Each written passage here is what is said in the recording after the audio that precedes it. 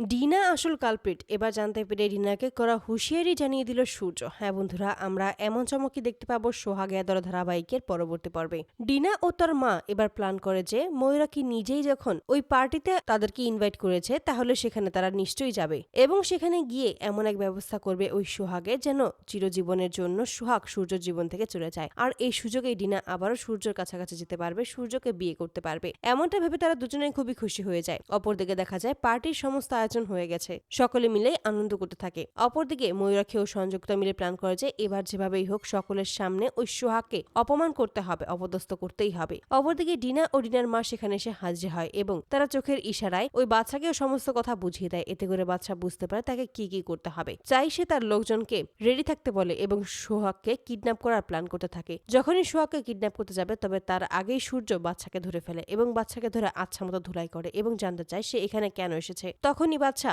Dinner মায়ের শেখানো কথাগুলো সমস্ত কিছু সূর্যের সামনে বলে, কিন্তু সূর্য কোনোভাবেই এই কথাগুলো বিশ্বাস করতে চায় না। সূর্য তখন বলে যে কি প্রমাণ আছে এই সমস্ত কথা সত্যি। ঠিক তখনই সোহাগের সাথে বাচ্চার একটা এডিট করা ছবি সূর্যকে দেখায়। এতে করে বলে যে এটাই হলো আমাদের ছবি, আমাদের মধ্যে সত্যি একটা সম্পর্ক ছিল, এটা আপনি বিশ্বাস করতে চাইছেন না। কিন্তু সূর্য তখনও বিশ্বাস করতে চায় না। সোহাগকে জিজ্ঞেস করলে সোহাগ সমস্ত কিছু জানিয়ে দেয়। এতে করে সূর্য বিশ্বাস করে যে সোহাগ যা বলছে সমস্তটাই সত্যি। বাচ্চাকে তখন আচ্ছা মতো ধুলাই করতে থাকে এবং বারবার করে সে কার কথা এখানে এসেছে, কার কথা এই সমস্ত কিছু করেছে সমস্ত কিছু জিজ্ঞেস করে। ঠিক তখনই নিজের জীবনের ভয়ে ডিনার কথা জানিয়ে দেয় সূর্যকে। ডিনাই যে আসলে কালপ্রিট, ডিনাই যে তাকে এখানে আসতে বলেছে সে সমস্ত কিছু শুনতে পেয়ে ক্ষিপ্ত হয়ে যায় এবং ছুটে আসে সোহাগকে নিয়ে ডিনার মুখোমুখি। তখনই ডিনাকে বলে যে তোমাকে আমি শেষবারের মতো ওয়ার্নিং করেছিলাম যে তুমি আমাদের পেছনে আর লাগবে না, আমাদেরকে আমাদের মতো ছেড়ে দাও, কিন্তু না, তুমি যেহেতু আমার কথা শুনোনি এখন তুমি দেখবে যে আমি এবার কি করি। তুমি যদি এর পরেও সোহাগের পেছনে লেগে থাক, সোহাগকে অপমান করার চেষ্টা করো, তাহলে কিন্তু আমার থেকে খারাপ কেউ হবে না ডিনা, আমি তোমাকে শেষবারের মতো জানিয়ে দিচ্ছি। তো বন্ধুরা, তোমরা কি চারজনে এবার এভাবেই ধরা পড়েই বাচ্চা ডিনার নাম